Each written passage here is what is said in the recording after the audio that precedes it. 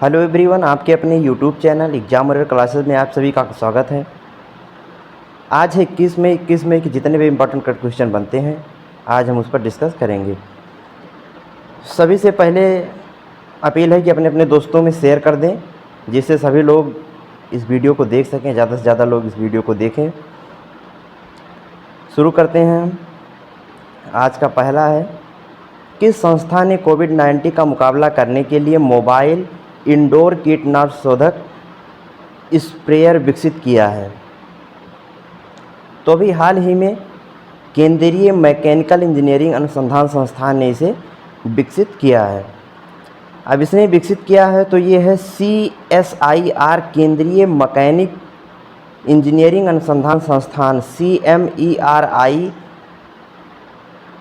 डूंगरपुर के वैज्ञानिकों ने कोविड-19 का मुकाबला करने के लिए 2 मोबाइल इंडोर डिसइंफेक्शन स्प्रेयर इकाइयों का विकास किया है। इन इकाइयों का उपयोग विशेष रूप से अस्पतालों में प्रभावी तरीके से पैथोलॉजी, माइक्रो ऑर्गेनिज्म की सफाई एवं डिसइंफेक्ट करने के लिए किया जा सकता है। बैटरी पाउडर्स डिसइंफेक्ट स्प्रेयर यानी कि BPDS एवं न्यूमैटिकली ऑपरेटेड मोबाइल इंडोर नामक इन दोनों इकाइयों का उपयोग table, doorknob, light switch, counter tops, handle, desk, phone, keyboard, शौचालयों, फैकेट, सिंक एवं कार्डबोर्ड जैसे अक्सर छुए जाने वाली सतहों की सफाई एवं डिसइंफेक्ट के रूप में किया जा सकता है।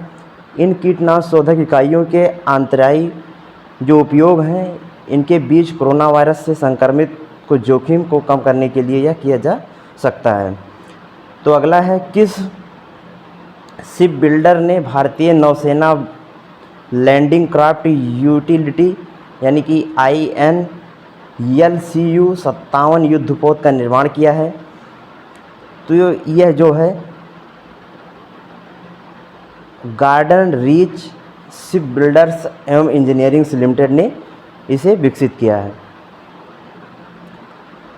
अब यह जो है garden reach ship builders and engineering जो लिमिटेड है, यह भारतीय नौसेना लैंडिंग क्राफ्ट यूटिलिटी का निर्माण करेगा और इसे भारतीय नौसेना को वितरित किया जाएगा। युद्धपोत उभयचर है और इसका इस्तेमाल जहाज से तट तक बंदरवस्त वाहनों, सैनिकों, मुख्य युद्ध टैंकों और उपकरणों के परिवहन की तैनाती के लिए किया जा सकता है। GRS द्वारा नौसेना के लिए निर्मित किए जा रहे ऐसे 8 जहाज़ों में भारतीय नौसेना लैंडिंग क्राफ्ट यूटिलिटी INLCU 57 सातवें स्थान पर रहेगा। अगला है, विश्व उच्च रक्तचाप दिवस कब मनाया जाता है? तो विश्व उच्च रक्तचाप दिवस जो है वह 17 मई को मनाया जाता है। अब उच्च रक्तचाप के बारे में जागरूकता बढ़ाने के लिए प्रतिवर्ष 17 मई को विश्व उच्च रक्तचाप दिवस के रूप में मनाया जाता है, जिसे प्रतिबंधित करने और रोकने के लिए यह कदम उठाया जा रहा है। विश्व उच्च रक्तचाप संघ पहल द्वारा सबसे पहले विश्व उच्च रक्तचाप दिवस शुरू किया गया था। उच्च रक्तचाप यह जो बढ़ा हुआ रक्तचाप है, एक गंभीर चिकित्सा स्थिति में जो दिल के दौरे को जोखिम को बढ़ाता है। इससे अंधापन, गुर्दे की विफलता और स्ट्रोक भी हो जाता है। उच्च रक्तचाप दुनिया भर में अकाल मृत्यु के प्रमुख कारणों में से एक है और अनुमानित 1.13 बिलियन उच्च रक्तचाप से पीड़ित लोगों में से 20% से कम ये नियंत्रण में है। उच्च रक्तचाप के प्राथमिकता कारण शरीर निष्क्रियता, शराब और तंबाकू का सेवन, अस्वास्थ्यकारक आहार एवं रक्तचाप बल या दबाव के जिसके साथ रक्तचाप वाहिनियों के माध्यम से बहता है। सामान्य रक्तचाप 120 मिलीमीटर EHG है। तो अगला है, किस संगठन ने भारत की सहायता के लिए सामाजिक सुरक्षा प्रतिक्रिया कार्यक्रम शुरू किया है? तो भी हाल ही में विश्व बैंक ने सामाजिक सुरक्षा प्रक्रिया कार्यक्रम शुरू किया है। अब इसने शुरू किया है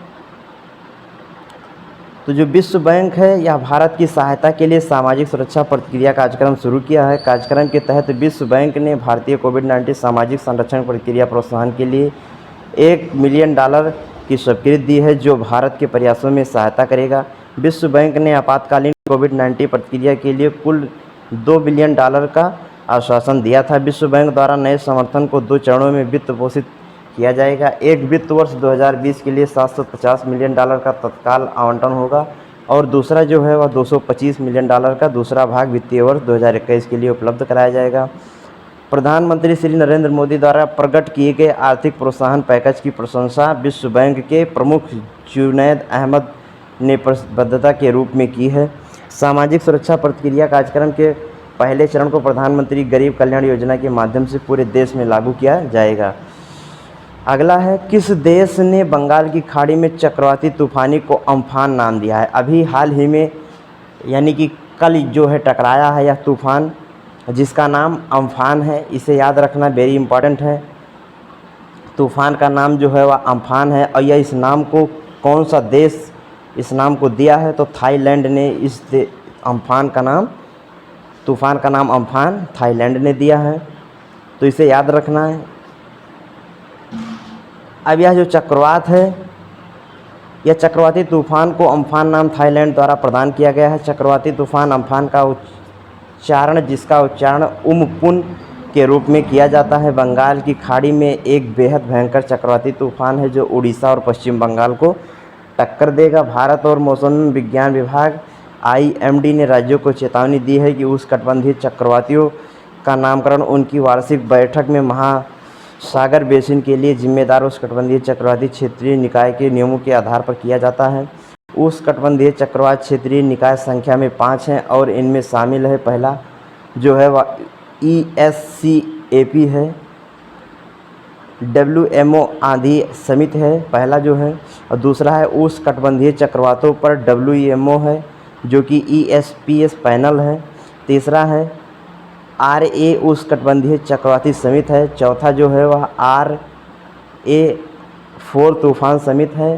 पांचवा जो है वह R5 ट्रॉपिकल साइक्लोन कमेटी है। और चक्रवातों के नामकरण से चक्रवातों की पहचान करने में आसान तरीके उपलब्ध होते हैं और जब एक से अधिक चक्रवात क्षेत्र में होते हैं तो विभेद करने में मदद मिलती है। चक्रवात का नामकरण भी आपदा न्यूनीकरण तैयारी एवं जोखिम में कम करने के लिए मदद करता है। तो अगला है, जम्मू और कश्मीर बैंक के नए अध्यक्ष के रूप में किसे नियुक्त किया गया है? तो जम्मू एंड कश्मीर के बैंक के अध्यक्ष के रूप में अभी हाल ही में RK झिब्बर को नियुक्त किया गया है। अब ये जो है RK झिब्बर यानी कि राजेश कुमार झिब्बर को 3 साल के लिए जम्मू एंड कश्मीर बैंक के अध्यक्ष के रूप में पुनः नियुक्त किया गया है। जम्मू और कश्मीर बैंक में HDFC बैंक के वरिष्ठ उपाध्यक्ष जुबैर इकबाल को बैंक का नया प्रबंधन निदेशक के रूप में नियुक्त किया गया है। पिछले अध्यक्ष जो इससे पिछले बार अध्यक्ष थे परवेज अहमद को पक्षपात और भ्रष्टाचार के आरोप में इनको इनके पद से हटा दिया गया था। अगला है, रक्षा परिकरण और संरचना योजना DTIS का बजट परिव्यय क्या है? तो इसका बजट परिव्यय जो है वह 400 करोड़ रुपए है। अब यह बजट जो है भारत के रक्षा मंत्री श्री राजनाथ सिंह ने 400 करोड़ रुपए के बजट के साथ रक्षा परीक्षण और संरचना योजना DTIS के शुभारंभ को स्वीकृति प्रदान की है, जो घरेलू रक्षा और एरोस्पेस विनिर्माण को बढ़ावा देगा। यह योजना रक्षा क्षेत्र के लिए अत्याधुनिक परीक्षण बुनियादी ढांचों के निर्माण में मदद करेगा और 5 साल तक चलेगी। योजना में निजी उद्योगों के सहयोग से 6 से 8 नई परीक्षण सुविधाएं स्थापित करने का प्रस्ताव है। यह सहयोग स्वदेशी रक्षा उत्पादन की प्रक्रिया को आसान करेगा और बाद में रक्षा उपकरणों के आयात को कम करने में मदद करेगा, जिससे भारत आत्मनिर्भर हो जाएगा। इस योजना के तहत परियोजनाओं को ग्रांट इन एंड के रूप में 75% तक सरकारी धन मुहैया कराया जाएगा। परियोजना की लागत का बाकी 25% विशेष उद्देश्य वाहन SPV द्वारा वहन किया जाएगा, जो राज्य सरकारों और भारतीय निजी संस्थाओं से बना होगा। तो अगला है, Wuhan diary dispatches from A quarantine city पुस्तक के लेखक कौन है? तो इस पुस्तक के लेखक जो हैं वह फांग है। याद रखना, पुस्तक का नाम है dispatches from A quarantine city. इसे याद रखना, बहुत इम्पॉर्टेंट है।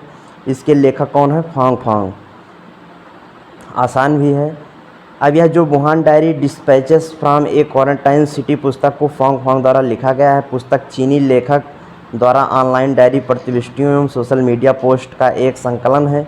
यह कोविड-19 महामारी और घटनाओं का एक ऐसा प्रत्यक्षदर्शी दस्तावेज है जो वुहान के दैनिक जीवन की चुनौतियों और बदलते मूड और बिना विश्वसनीय जानकारी के क्वारंटीन होने की भावनाओं को दर्शाता है। इन पुस्तक के 60 दिनों में लॉकडाउन के दस्तावेज भी शामिल हैं। तो अगला है, किस राज्य ने चरण पादुका पहल की शुरुआत की है? अभी हाल ही में किस राज्य ने चरण पादुका पहल की शुरुआत की है? तो मध्य प्रदेश सरकार ने इसे शुरुआत की है। अब मध्य प्रदेश ने इसे शुरुआत की है तो मध्य प्रदेश की राज्य सरकार ने राज्य में गुजरने वाले प्रवासी मजदूरों एवं श्रमिकों के लिए चरण पादुका अभियान नामक पहल की शुरुआत की है। राज्य सरकार उन प्रवासी मजदूरों को जूते और चप्पल मुहैया करा रही है जो अपने घर से नंगे पांव जा रहे हैं। यह पहल प्रवासी श्रमिकों के दर्द को कम करने के लिए शुरू की गई है। योजना का मुख्य आकर्षण यह है कि अधिकांश संस्थानों पर पुलिस द्वारा अभियान चलाया जा रहा है। चरण पादुका पहल दिनेश वर्मा के नेतृत्व में इंदौर के राऊ पुलिस स्टेशन से शुरू की गई थी और इन्हें पूर्ण सार्वजनिक समर्थन मिला है। यह पहल मध्य प्रदेश के अन्य शहरों में फैल गई है जिसे दमोह, उमरिया और सागर भी शामिल हैं, यानी कि इसमें 3 जिले शामिल हैं। अगला है, किस संगठन ने psycho social impact of pandemic and lockdown and how to cope with प्रकाशित किया है? तो इसे नेशनल बुक ट्रस्ट ने प्रकाशित किया है। Psycho social impact of pandemic and lockdown and how to cope with का जो प्रकाशन है यह नेशनल बुक ट्रस्ट ने इसे प्रकाशित किया है। अब इसने प्रकाशित किया है तो national book trust of India द्वारा psycho social impact of pandemic and lockdown and how to cope with पर 7 शीर्षकों का एक सेट प्रकाशित किया गया है। पुस्तक के संस्करण केंद्रीय मानव संसाधन विकास मंत्री श्री रमेश पोखरियाल निशंक द्वारा प्रिंट और ई संस्करणों में लॉन्च किया गया था। किताबें मानसिक तनाव और चिंता का प्रबंधन करने के लिए व्यवहारिक और मूल्यांकन सलाह प्रदान करती हैं जो कि महामारी और लॉकडाउन के परिणाम हो सकते हैं। शीर्षकों में शामिल हैं, जैसे पहला है vulnerable in autumn understanding the elderly, दूसरा है the future of social distancing, new cardinals for childrens, adolescents and youth, तीसरा है the ideals of beings corona warriors response to mediations association services providers, चौथा जो है वह new frontier at home and approach to women mothers and parents, पांचवा जो है वह caught in corona cop collect in approach to the working population, और छठा जो है वह making sense of in all understanding the कर्नर्सर ऑफ पर्सन विद डिसेबिलिटीज, और सातवां जो है वह alienation and resilience understanding corona impacted families. तो ये रहा आज का आपका करंट अफेयर्स। यदि पसंद आया हो तो दोस्तों से लाइक शेयर सब्सक्राइब जरूर करिएगा। धन्यवाद।